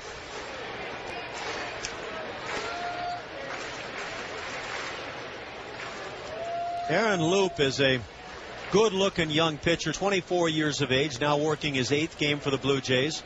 He's allowed 3 earnings in 9 2/3 innings. Drops down again. The fastball fouled down the left side.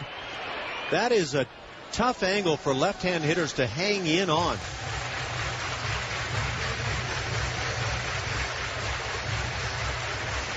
Drops down and crossfires on that first base side. Leans in with the ball in the left hand on that left hip and then comes set. The 3-2 once again. Fastball again fouled back to the screen. Eric Thames hanging in and making life tough on Aaron Loop. One nice little spin-off to the trade for Eric. He grew up in the San Francisco Bay Area, born and raised in Santa Clara, and now in the West he's going to go home far more often than he would be having played for the Blue Jays. That's nice for him regarding his family and friends. 3-2 once again. Fastball hit in the air and fairly deep to left field. Plenty of room though for Rajai Davis as he nears the line and makes a bit of an awkward catch. Second out of the inning. This is a nice opportunity for John Farrell to leave Loop in here if he wants. He could go to that right-hander Brad Lincoln, but following this hitter Brendan Ryan are 2 more left-handed hitters in Dustin Ackley and Michael Saunders. I think in watching Aaron Loop, for me, I would want to see, or at least give him as many opportunities as possible against right-hand hitters as well. I want to see what this guy can do. Is he a left-handed specialist, or does he come in for an inning or more? I think it could very well be the latter. This is inside on a close pitch on the shortstop Brendan Ryan. Have to agree here. He's retired 2 left-handed hitters, but this season already at the major league level, right-handed hitters are just 4 for 20 off him, hitting 200. Left-hander comes set it and brings the 1-0. Fastball hit in the air towards center field. Colby Rasmus on the move, going back. It's over his head, and one hop up and over the wall. Ground rule double for Brendan Ryan, who's 1 for 3 on the night with a couple of strikeouts. So a big 2-out hit will bring up the top of the order with Dustin Ackley. And now 5 for 21. That was a hard hit ball.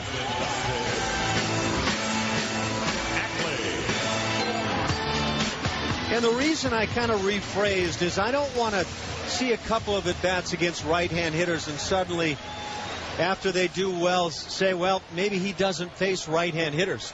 You got to give him a little bit of a chance and kind of see what it looks like overall. So now again, that left-handed bat of Ackley at the plate, 1 for 3 on the night, scored the Mariners' first run after a base hit in the 4th inning. Loop to the plate. Fastball ties up Jeff Mathis and goes to the backstop. It should be a pass ball moving into third base as Brendan Ryan. And Jeff Mathis either got crossed up or just completely boxed this up himself. And based on what we're seeing here, it looks like it's the latter.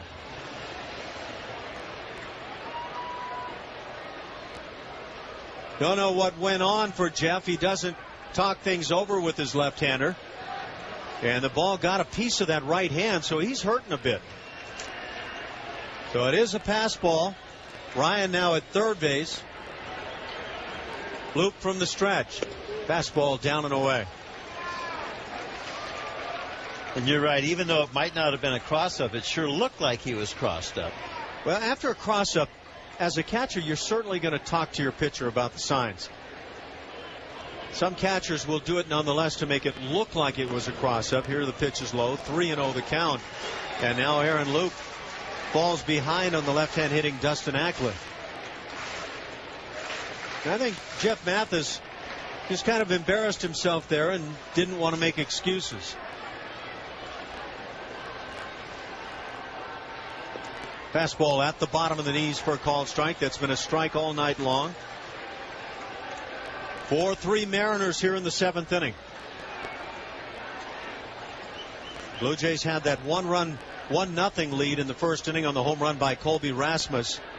They added another in the 4th inning. Home run by Kelly Johnson. They led it 2-0. Here's another strike. It's 3-2 now on the left-hand hitter. But then Seattle came back with a run in that 4th inning. Had a couple of base hits to start things. Run scored on a ground ball into a double play by the 3-hitter Jesus Montero. 3-2 pitch. Little looper toward left field coming on Rajai Davis. He won't get there. It drops in front. RBI single here with 2 outs for the leadoff man Dustin Ackley. And now a 5-3 Seattle lead. And now John Farrell's going to come out to the mound despite the fact there's another left-handed bat coming to the plate. He's going to go for his right-hander out there in the pen, Brad Lincoln. That's how you capitalize on a mistake, isn't it? You put that pass ball in there and the runner at third base. And now he might have scored as well with 2 outs from second, but it made it a little bit easier. For Dustin Ackley, RBI number 32 on the season. So Aaron Loop, who gets his first 2 men, then gives up a couple of hits, walks off with a run in and another runner that belongs to him as Saunders comes to the plate. And now it's time for our BlackBerry Blue Jays Insider segment with your Sportsnet Radio Insider, Mike Wilner. Thank you, Alan. And tonight's question comes from Anil, who said, and a big thanks to you, Mike. That's been our BlackBerry Blue Jays Insider segment. Remember, fans, visit BlueJays.com/BlackBerry Insider to add the BlackBerry Blue Jays Insider on BBM today. Brad Lincoln. The Mariner batter, center fielder, Michael Saunders. So the right-hander, Brad Lincoln, comes in from the bullpen, and he'll face the left-handed bat of Michael Saunders. So a little bit of an unusual matchup scenario that John Farrell presents here in the 7th inning. Saunders 2 for 3 on the night. Those hits coming against Carlos Villanueva. A single and a double. Big left-hand hitter. Started to put together a pretty good season for the Mariners. Throw to first base as Ackley's back in with a dive.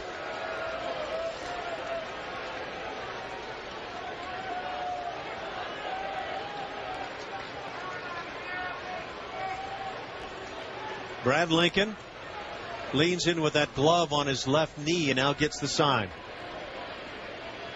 Ackley with a pretty good lead, held on by Cooper as the pitch is on the outside edge for a called strike.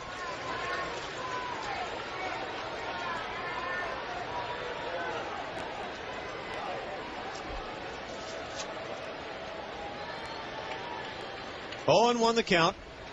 We're in the 7th inning, 5-3 Seattle. And now the Mariners with 9 hits on the night. Lincoln comes set, turns and fires to first base. Diving back in is Ackley. A couple of throws over there already. Brad Lincoln put up some great numbers in relief for the Pittsburgh Pirates this year.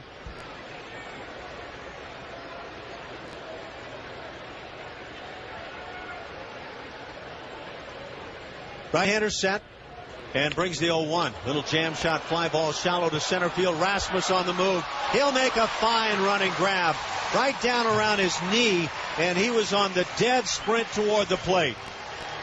So a fine play defensively by Colby Rasmus to get the Blue Jays out of this 7th inning. But for Seattle, a run on 2 hits, both coming with 2 outs, and they leave a man. We go to the 8th. Jerry back to the mic. It's 5-3 Seattle on top. Our game brought to you by Home Hardware. This is the Blue Jays Radio Network.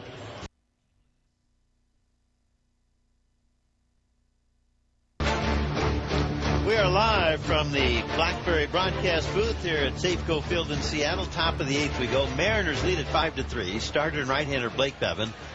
To rookie left-handed hitting Anthony Gose, who takes the strike.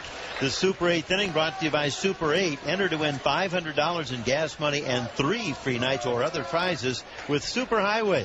Visit Facebook.com/Super8 for details. Goes 1 for 3, 1 for 2, a bunt single, and he tries to bunt his way on again. Trying to drag one up along first, but he bunts right through it, strike 2. Anthony lined out the left in the 3rd. Eric Thames, in his first start as a Mariner, first game period, came on. Dove made a fine catch, and then Gose went the other way with that drag bunt single up along first in the 5th inning. Line drive hitter uses the whole field. Bevan serves it up. Fastball swung on and missed. Got it up in the zone, and with that strikeout, number 4 for Bevan here tonight. Third baseman Brett Laurie. Stephen Pryor begins to warm up in the Mariners bullpen. Left-hander Lucas Litke warms up alongside of him. So double-barreled activity in the Mariners bullpen in left center here in the 8th. Brett Laurie takes outside ball 1. Brett 0 for 3. Carlos Villanueva went the first 6, charged with 4 runs on 7 hits. He struck out 6, did not walk a man. It's his game to lose. Bevan still pitching here into the 8th for Seattle. Slider is outside, 2-0. The Mariners have won 6 straight. The last time the Mariners won 7 in a row was 2007, when they did that, sweeping a 3-game series against the Blue Jays. That gave them 7 in a row. They're trying to do that for the first time again. Almost a similar scenario for the first time in 5 years. Laurie takes a slider for a strike, 2-1. Jerry Howarth along with Alan Ashby, Mike Wellner, our engineer Tom Young, and Dan Riccio back in our Toronto studios. Great to have you with us here on our Home Hardware Blue Jays Radio Network, and very happy to have you with us on the internet wherever you happen to be. Laurie taps the ground ball to short. Tough play, charged by Ryan. Off balance throw, the stretch, got him. What a stretch at first by Mike Clark. Brendan Ryan gets in that ball somehow from the cut of the infield grass. Brendan Ryan has not done a lot with the bat this year, but he's been an outstanding shortstop for these Mariners. And this is a very good play to get the speedy Laurie going down the line. Talk about doing the splits. That's what Karp did, stretched out to make that play. Here comes manager Eric Wedge, and a good call at first base by veteran umpire Bob Davidson. Colby Rasmus is going to come up, and a nice hand for Blake Bevan, who leaves here in the 8th inning. The Mariners leading at 5-3, and a tip of the cap by Bevan to this crowd of 22,537. Coming on is the left-hander Lucas Litke. Well, earlier, had a chance to catch up with former Blue Jay and now new Mariner, Eric Thames. Here, one of the good guys, Eric Thames. And that good guy is a pretty popular guy right here in Seattle, not only with his teammates, but I would imagine the fans, after seeing him make an outstanding defensive play early in the game and then slamming that home run, they kind of like what they've seen. 2 outs into the 8th inning. The left-hander Litke comes on to face Colby Rasmus. 1 out into the game. Colby homered to right center field off the starter Blake Bevan, his 19th. That made it 1-0. Then in the 4th, with 2 down and nobody on, Kelly Johnson homered to left center, his 12th. That made it 2-0. In the bottom of the 4th, the Mariners scored a run, but the Blue Jays got it back in the 5th. David Cooper doubled and later from third scored on a sacrifice fly by Jeff Mathis. That made it 3-1. But the Mariners have since scored 4 unanswered runs. And the big swing, Eric Thames' 2-run home run in the 5th inning to tie it up at 3. Running up to bunt is Rasmus, and he takes ball 1. Eric had grounded out to second in the 3rd. His first hit as a Mariner is a memorable one. The 2-run home run off Carlos Villanueva with a single aboard and 2 outs. So at the end of 5, this game was tied 3-3 on that one swing. Colby bunts through it for a strike, 1-1. In the bottom of the 6th inning, John Jaso's line drive 2-out single to center cashed in a double by Michael Saunders. That gave Seattle the lead. And in the 7th, they added 1 more on a 2-out hit by Dustin Ackley, a single to left to drive home a Brendan Ryan double. And we're in the 8th inning, 5-3 M's. Rasmus takes a fastball for a strike, 1 ball and 2 strikes. Colby with a home run is also single to right and flied out the left. He is 2 for 3. Mariners about hit the Blue Jays 9-7. And the 1-2 offering kept alive as Rasmus. He fouls one off to the on-deck hitter to the left, Edwin Encarnacion.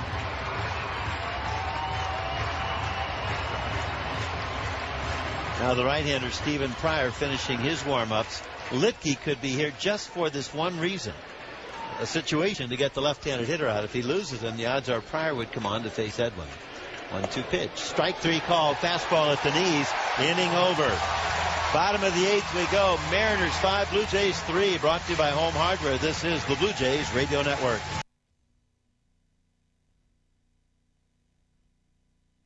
Security. Learn more at abetterenergyplan.ca. The Power Workers Union. The people who help keep the lights on.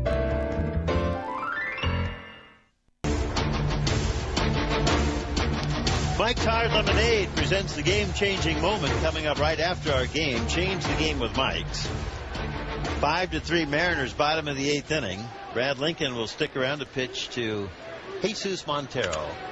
Designated hitter rips a one-hopper to short.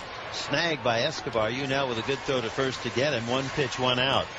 For me, the game-changing moment right now is from the ex-Blue Jay and great friend of everybody in the Blue Jays dugout, save for tonight, Eric Thames, a swing and a 2-run home run to tie it up at 3 in the 5th inning. That's a very big moment.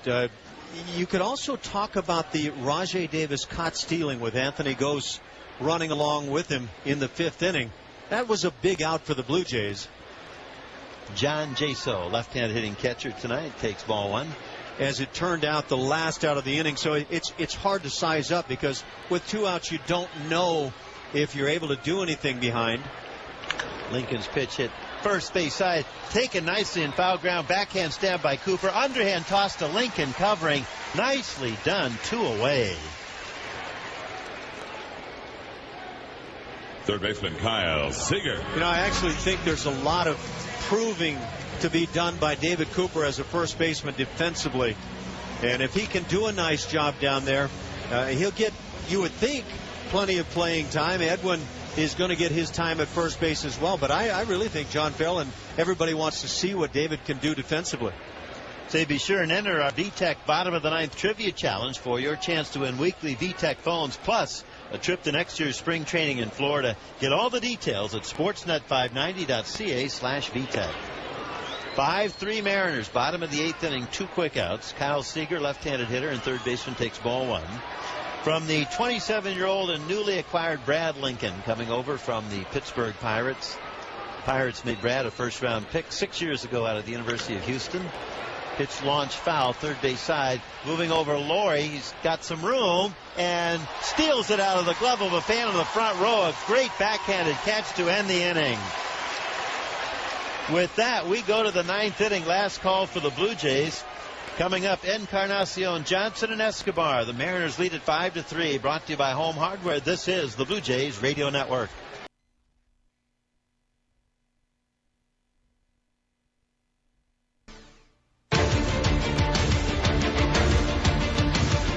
Enter the Home Hardware Grand Slam giveaway for your chance to win a VIP Blue Jays weekend in Toronto.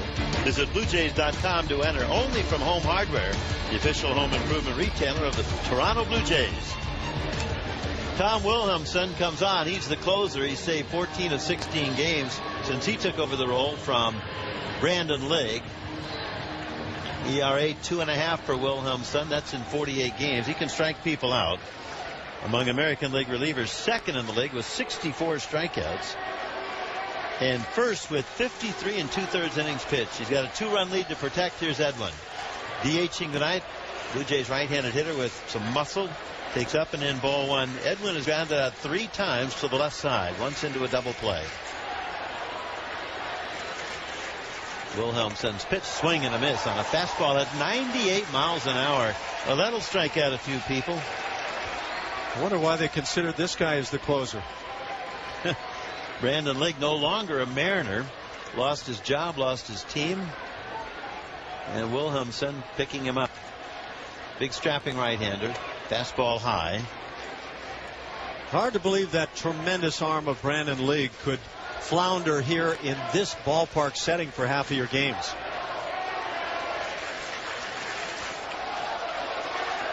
Blue Jays crowd of 22,000 trying to help here. A curveball for a strike.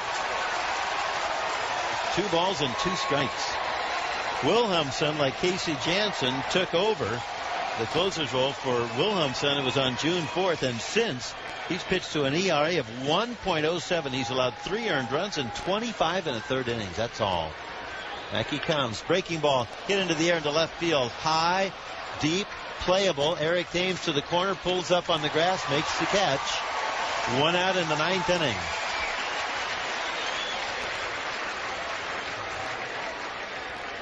Second baseman, Kelly Johnson.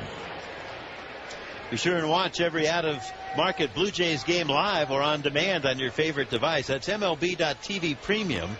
Now also includes a free subscription to At-Bat 12. Enjoy the rest of the baseball season for $79.99. Visit BlueJays.com for more details. Fastball outside. The left-handed hitting Kelly Johnson. Kelly homered to left center field with 2 out, nobody on in the 4th. At that time, giving the Blue Jays a 2-0 lead. Colby Rasmus had homered in the 1st. Pitches inside, almost hit the kneecaps of Johnson. 2-0. Mariners a run in the 4th to cut the deficit in half. Blue Jays answered in the 5th. David Cooper doubled, and later from third scored on a Jeff Mathis sacrifice fly. And the Blue Jays led in this one halfway through 3-1. That's all Seattle since. Fastball outside. With 2 outs in the 5th inning, Carlos Villanueva gave up what looked to be a harmless ground ball single to center, but the next hitter, Eric Thames, homered to center, his first hit as a Mariner. It tied it at 3. Kelly takes a strike, 3-1. In the 6th, the Mariners went ahead. John Jaso singled home a Michael Saunders double, and then Dustin Ackley singled home a Brendan Ryan double in the 7th, and it's 5-3 Seattle in the 9th. Kelly, it's a ground ball weakly to second. Ackley on to Karp, 2 down.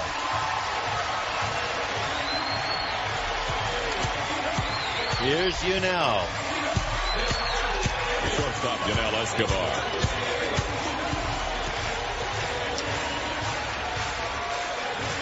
The Mariners are trying to win their 7th straight and win 7 straight for the first time since 2007, when they also swept the Blue Jays in a 3-game series to do that. Blue Jays have dropped 3 straight. Escobar up here 0 for 3 on a 9-game hitting streak that's in jeopardy. He takes inside, ball 1. Now hopeful of an at-bat on deck is David Cooper.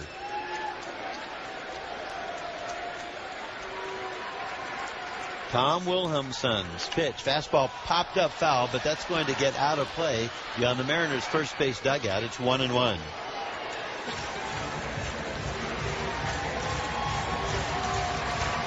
Tomorrow night, the Blue Jays are in Oakland. We're on there at 9:30 Eastern Daylight Time. 10:07 first pitch. Bartolo Colon, the veteran, 7-8 for the A's. Henderson Alvarez, the kid at 22, 7-7 for the Blue Jays. That'll start a 4-game series.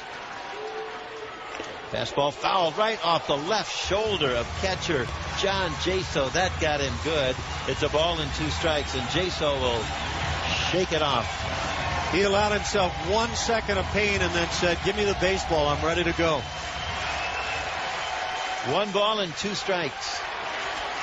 You now ready.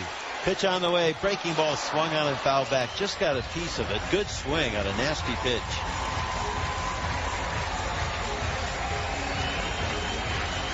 Blue Jays are 2-3 against Seattle. 3 to play later at the Rogers Center. Here comes the 1-2 pitch. Fastball fouled off right down below us. The Mariners are in mid-September for games Tuesday, Wednesday, and Thursday, September 11th, 12th, and 13th. The wind by the right-hander, and the 1-2 pitch. Breaking ball fouled off third base side. Escobar hanging in. Monday night, 4-1 Seattle. Last night, 7-2 Seattle. And tonight they lead at 5-3. So the Blue Jays have scored 1 run, 2 runs, and 3 runs. 6 total runs here in this series. Breaking ball outside.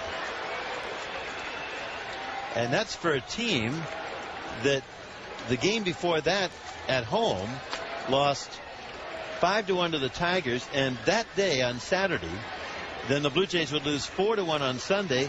The Blue Jays, the only team in the major leagues to score over 500 runs, but they've gone into a drought since. Fastball topped over the mound towards second. Gloved at the bag by Ackley. Off balance throw to first. Dug out of the dirt by Karp. And Seattle wins it 5-3. They sweep the series, and they win their 7th straight. First time in 5 years. Eric Thames with a big swing. A 2-run home run to tie it midway through the game. We'll be back with the totals and more right after this. Brought to you by Home Hardware. This is the Blue Jays Radio Network. Our postgame show is brought to you by your Honda dealers. Mariners sweep the series. They win here tonight 5-3. 5 runs, 9 hits, no errors, 3 left. Blue Jays 3 runs, 7 hits, no errors, and 2 left. 22,537 saw Eric Thames' first hit as a Seattle Mariner. A beaut, a 2-run home run to center field in the 5th inning with a man on and 2 outs that dramatically tied up the game at 3. He's being interviewed down on the field here before the crowd as they leave Safeco Field. Later, the Mariners would add a couple more and win it for Blake Bevan. The starter improves his record to 7-6. Tom Wilhelmson comes out of the bullpen with a 1-2-3 ninth inning, save number 15 in 17 opportunities. The game was a quick one, 2 hours and 21 minutes. The Blue Jays out-homered the Mariners 2-1, but the solo home runs by Colby Rasmus is 19th, Kelly Johnson is 12th, more than offset by the 2-run home run by Eric Thames. Blue Jays now have dropped 4 in a row. They're 2 games under the 500 mark, 51 and 53. The Blue Jays have not been 3 games under the 500 mark all season, but that's in jeopardy as the club goes down to Oakland tonight to open up a 4-game series tomorrow evening. Mariners have won 7 in a row and 13 of 17. Tonight's game-changing moment brought to you by Mike's Hard Lemonade. Change the game with Mike. Well, you've been talking all about it. That home run by Eric Thames in the 5th inning. It took a 3-1 Blue Jays lead and turned it into a 3-3 tie. They had to do some more offensive work after that. But that was the moment that got the Mariners back in this ballgame and gave them the chance to win it. So a big thing is swing by Eric Thames. And though it hurts the Blue Jays and causes them to take a 3-game sweep here in Seattle, he's such a good guy. It's nice to see him do well. That's tonight's game-changing moment brought to you by Mike's Hard Lemonade. Change the game with Mike's. We mentioned tomorrow night the Blue Jays are at the Coliseum in Oakland. Bartolo Colon against Henderson Alvarez. That is the matchup. Let me get to that 1 second. Henderson Alvarez will go out there 7-7 on the year. 4.43 is the ERA for Henderson.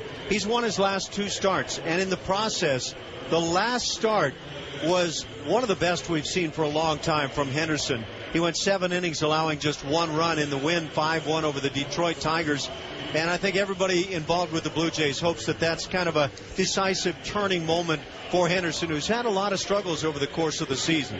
So we'll see how Henderson's able to take that into Oakland, a great pitching ballpark, but a ball club that has been hot. On the other side, the veteran, to say the very least, Bartolo Colon goes to the mound, 7-8 on the year, pitching pretty well still, 3.78 the ERA. It's his 21st start of the year, and he has allowed a batting average against of 276.